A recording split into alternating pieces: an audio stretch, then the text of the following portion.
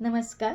कथ्थकमध्ये आपण 3 ताल बघितले. 3 तालाचे 3 प्रकार बघितले. एकगुण, दुगुण, चौगुण. तर ताल कसा म्हटला जातो, त्याचे बोल काय हे आपण बघितलं. पण आता कथ्थकमध्ये काही क्रिया असतात. त्या क्रियांना काय म्हटलं? म्हणजे जसं आपण ताल बघितला, 3 ताल बघितला, तर त्या 3 तालामध्ये आपण काही क्रिया केल्या.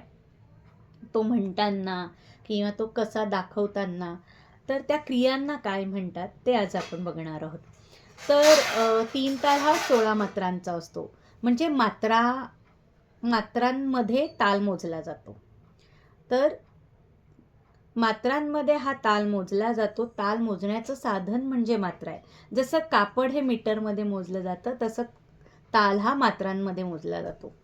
तर मात्रा म्हणजे काय? तर तालाचं अल्प प्रमाण, ताल म्हणताना वेळेचं अल्प प्रमाण, मध्यम प्रमाण किंवा जलद प्रमाण, म्हणजे त्याला लय म्हणतात. तर ही ताल म्हणण्याची जी एक विशिष्ट पद्धत आहे त्याला लय म्हणतात. आणि त्या लयला 3 प्रकार आहेत लयचे: विलंबित लय, मध्यम लय आणि द्रुत लय.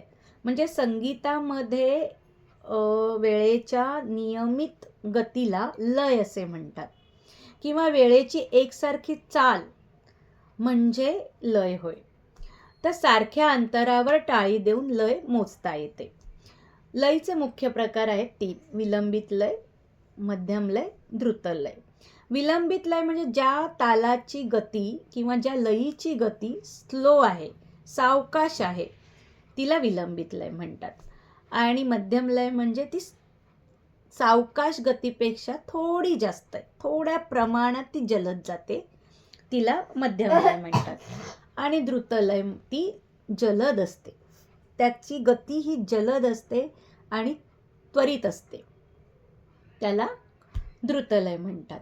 आता ताल म्हणताना आपण जी पहिली टाळी वाजली त्याला सम म्हणतात. म्हणजे कोणत्याही तालाच्या पहिल्या मात्रेस सम असे म्हणतात. आणि समेवर एक विशिष्ट जोर दिला जातो. म्हणजे एक तालाचं आवर्तन पूर्ण करून परत जेव्हा त्या तालाची सुरुवात होते आणि त्या जी पहिली मात्रा म्हटली जाते त्याला सम असं म्हणतात. आणि सम कथ्थकमध्ये उजवा पाय जोरात जमिनीवर आपटून दाखविला जातो. सम कसा दाखवतात? उजवा पाय जमिनीवर आपटून सम दाखविला जातो. तिथून तालाची सुरुवात होते. आता टाळी. पहिली टाळी जी आपण मात्रेची सुरुवात करतो ताल म्हणताना त्याला तर सम म्हणतात. पण त्या तालाचा म्हणून म्हणजे त्या तालाचे जे 3 प्रकार आहेत, सम, खाली आणि टाळी. तर कोणत्याही तालाच्या समेशिवाय जेव्हा टाळी येते, म्हणजे सुरुवात सोडून जी टाळी येते, जी टाळी आपण मारतो त्याला टाळीच म्हणतात. म्हणजे इतर ज्या मात्रांवर सम सोडून जी टाळी येते त्याला टाळी किंवा भरी असे म्हणतात. काल किंवा खाली.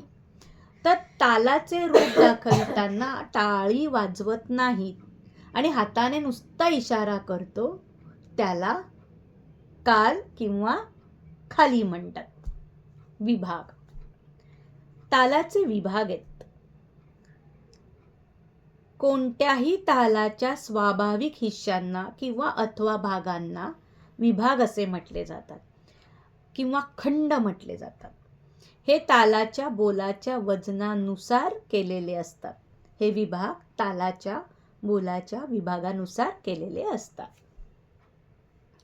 ही झाली पूर्ण माहिती. आता हे मी तुम्हाला कृती करून दाखवते म्हणजे तुमच्या लक्षात येईल की कशाला काय म्हणतात. म्हणजे कृती करताना मी तुम्हाला सांगेल की अरे याला हे म्हणतात. ओके. तर आपण 3 ताल म्हणूया. मध्यम लय एक गुण मध्ये म्हणूया. 3 ताल एक गुण. 10. आता ही जी मी पहिली टाळी मारली त्याला सम म्हणतात. म्हणजे इथून मी तालाची सुरुवात करते. 10. धिन धिन 10. 10. ही जी मी दुसरी टाळी मारली हिला टाळीच म्हणतात किंवा भरी म्हणतात. म्हणजे त्याच्यापासून सुरुवात होत नाही, ती सुरुवातीनंतरची दुसरी टाळी आहे. आणि मग त्या इतर ज्या टाळ्या येतात त्यांना टाळी किंवा भरी म्हणतात. टाळी ही एक विभाग संपून दुसरा विभाग सुरू करण्याचं एक साधन आहे, दर्शविण्याचं एक साधन आहे. धा ही झाली टाळी. धा, धिन धिन, धा, धा. आता इथे मी विभागाची सुरुवात करताना इशारा केला. हा इशारा केला, ह्या इशाराला काल किंवा खाली म्हणतात. इथून दुसऱ्या विभागाची सुरुवात होणार आहे. इथे टाळी नाही वाजवली आणि इशारा दाखवलाय, तर याला काल किंवा खाली म्हणतात.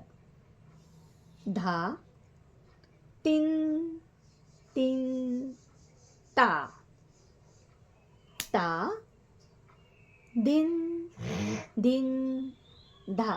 आता इथे मी परत टाळी वाजवली, ती सुद्धा टाळी आणि भरीच आहे. आणि हा जो ताल मी लयीमध्ये बोलले गेली, सावकाश लयीत बोलला, त्या लयीला विलंबित लय म्हणतात.